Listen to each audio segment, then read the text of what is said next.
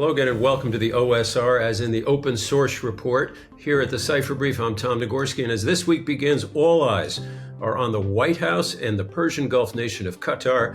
And the question, as we said on our site, can President Trump get a big, beautiful deal in the Middle East? We're talking, of course, about Gaza. The president is pressing hard for a deal as he meets with Israeli Prime Minister Benjamin Netanyahu at the White House, and as representatives from Hamas and Israel meet in Qatar. And while there are still hurdles, not least the pressure that Netanyahu faces from hardliners in his government, there's also new momentum here. And experts tell us that Trump may have new leverage thanks to the big favor he did for Israel recently when he dropped those bunker buster bombs on Iran. But what has really changed is Iran.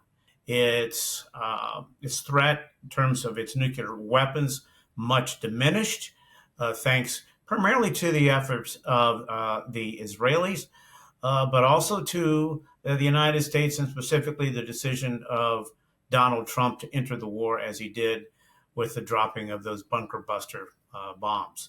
And so there'll be a bit of a good feeling coming out of that, and deservedly so for both sides.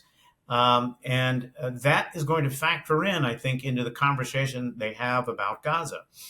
But also the fact that now with the great danger tamed in Iran, that Bibi has much more room for maneuver, including from his right flank, and that they may be less of a threat now, given the fact that the threat from Iran has diminished.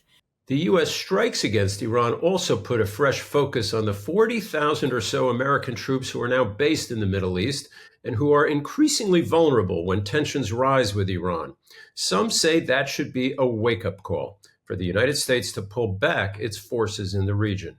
My longer view, but even before this Iran strike, of the forces in the Middle East has been that when you have 40,000 forces in a region, anything that happens in that region implicates the United States, even things that actually aren't in U.S. interests. So to the extent that we can get those forces out and limit unnecessary entanglements, I think that would be a smart move. And that doesn't necessarily mean that you could never operate in the Middle East. If there were actually a threat, air power and naval power is something that's very mobile. If you had support of the Gulf countries, you could operate from those bases again. That's one view. Another is that the United States gets a lot of strategic benefit from those deployments. General Frank McKenzie, who was in charge of U.S. forces in the Middle East when he served as head of Central Command, told us that while a partial drawdown was possible, he believes those 40,000 troops serve to deter Iran, to safeguard global commerce, and to support key allies in the Persian Gulf. That's a national policy decision that we're going to have to make. How much do we want to leave in there? It's a careful calibration. You may not need as much as you've got right now. You need the ability to flow them back in very quickly if you elect to pull forces out. But what we have right now is an Iran that is effectively deterred. They chose not to launch a massive attack on us. Instead, they launched a very carefully calibrated, in fact, a choreographed, and even if we're to believe reporting, an attack that was telegraphed well in advance, because they did not want to get into a significant combat with the United States, because they know and understand our capabilities. That's what these forces bring. To draw down precipitously would possibly undo that deterrent effect. Other big global security stories we're watching. On the Russia-Ukraine pendulum, President Trump seems to be swinging back towards Ukraine, at least for the moment. Trump spoke with Ukrainian President Zelensky, and he said afterwards that Ukraine is, quote, being hit pretty hard, and that Ukraine needs Patriot missile systems for defense. He also said Russian President Vladimir Putin didn't seem interested in stopping the war, and that he, quote, just keeps killing people.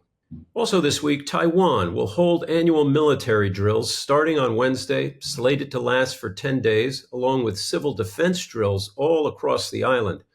These exercises on both sides of the Taiwan Strait keep getting bigger, and they keep increasing tensions in Taiwan and in China. And finally, we call your attention to a couple of strong opinion pieces on our website at the moment. One, to counter China, reform U.S. intelligence for the digital age. That's from Jennifer Eubank, former Deputy Director of the Central Intelligence Agency.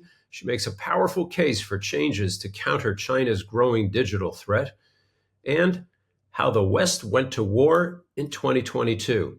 This is from a Ukrainian member of parliament, Dmytro Nataloka, taking a long view and warning about the risks of Western complacency when it comes to the Russian threat.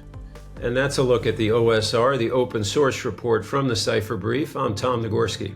And a reminder, as always, subscribers have access to the full report each morning at thecipherbrief.com.